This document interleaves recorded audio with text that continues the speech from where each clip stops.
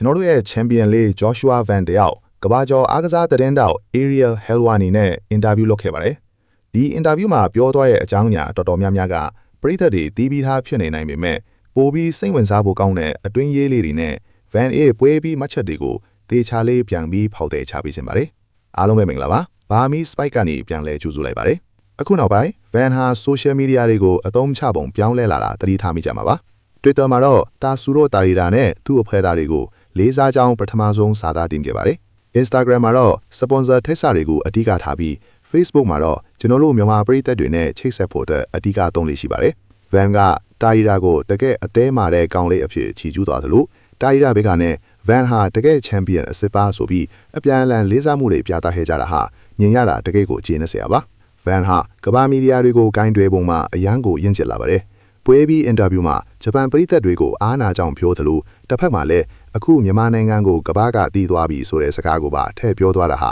ဂုဏ်ယူစရာအချက်ပါပဲ။ဒီနေရာမှာ Van ရဲ့ရင့်ကျက်မှုကိုတခြား fighter တွေနဲ့ရှင်းကြည့်ရင်ပိုသိတာပါတယ်။ဥပမာ Khamzat Chimaev ဆိုရင်ဆွေဒင်နိုင်ငံသားအဖြစ်ခံယူထားပေမဲ့နိုင်ငံအလံကိုချမပြခဲ့လို့ဆွေဒင်ပရိသတ်တွေရဲ့ဝေဖန်မှုကိုတော်တော်လေးခံနေရပါတယ်။အဲ့ဒီလိုအခြေအနေမျိုးမှာတချို့က Van ကိုလည်းအဲ့ဒီလိုမျိုးဆွဲထည့်ချင်ကြပေမဲ့ Tekes ကပရိသတ်တွေကတော့လက်မခံပါဘူး။ဘာလို့လဲဆိုတော့ Van ကသူဟာမြန်မာပြည်မှာမွေးဖွားခဲ့တာမှန်ပေမဲ့ Tekes ကသူ့ကိုပြိုးထောင်ပေးခဲ့တာမို့ဒီခါပါဟာ Tekes ပရိသတ်တွေနဲ့လည်းဆိုင်တယ်လို့လိန်မာပါနဲ့စွာကင်တွယ်တော်လို့ပါပဲ။ဒါကြောင့်လဲ Tekes သားတွေက Van ကိုသူတို့ကိုစားဖြူ fighter အဖြစ်အပြည့်အဝဝင်ရနေကြတာပါ။ဝေအတွင်းအခြေအနေနဲ့ပတ်သက်လို့လဲ Van ကတော်တော်လေးပွင့်ပွင့်လင်းလင်းပြောသွားပါတယ်။ဒုတိယအချီမှာတာရီရာကိုနောက်ကျအောင်ထိုးခဲ့တဲ့အကွက်ဟာသူ့ရဲ့ boxing နီးပြ Frank နဲ့အတူအပိုင်ချက်ထားတဲ့အကွက်လို့ဆိုပါတယ်။သူလေ့ကျင့်တဲ့ပုံစံကတခြားနာမည်ကြီးဂျင်တွေနဲ့မတူပါဘူး။ 4x5 ဂျင်မှာနီးပြတွေက Van ရဲ့ပင်ကိုပါရမီကိုတည်တဲ့တဲ့သူ့အကြိုက်နဲ့သူအစင်ကြီးမဲ့နီးစနစ်တွေကိုပဲတီးတိုင်ထုတ်ပေးပြီးတော့လေ့ကျင့်ပေးတာပါ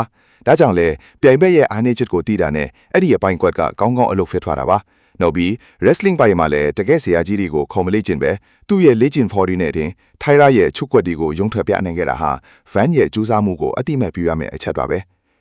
Ariel Helwani က Van ကိုမာနယ်ကတ်နဲ့ပန်တိုဂျာတို့အကြောင်းလေးမေးခဲ့ပါတယ်။မာနယ်ကတ်ကတော့ Van ကိုချီးကျူးတဲ့စာတွေတင်နေပါပြီ။ Van ကလည်းသူအမြင့်မှန်ရထွားပြီးထင်တယ်ကျွန်တော်ကဘသူ့ကိုမှမမုံမဘူးလို့ရဲမောပြီးတုံ့ပြန်သွားပါတယ်။ပန်တိုဂျာနဲ့ပတ်သက်လို့တော့ Van ကနည်းနည်းလေးကလိသွားပါတယ်။သူအနားယူနေတဲ့အချိန်မှာအယိုးတွေတန်းမအောင်နွားတို့များများတောက်ထားဖို့လိုအပ်မယ်။မကြေခွဲချက်ချင်းထိုးရင်ကျွန်တော်ထိုးချက်တွေကြောင့်ထပ်ပြီးအယိုးကျိုးသွားအောင်မယ်ဆိုပြီးဆက်နောက်သွားတာပါ။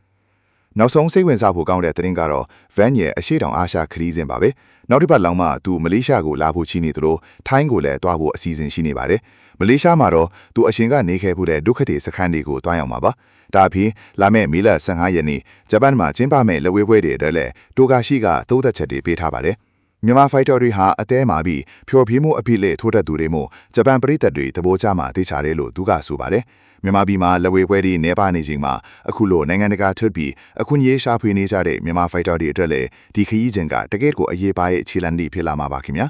။ကျွန်တော်ရဲ့သုံးသက်ချက်ကိုဒီမှာပဲအဆုံးသတ်လိုက်ပါတယ်။အားလုံးပဲချိန်နေကြမယ်လို့ထင်ပါတယ်။ကျွန်တော်ရဲ့ channel ကိုအားပေးကြပါဦးဗျာ။ကျေးဇူးတင်ပါတယ်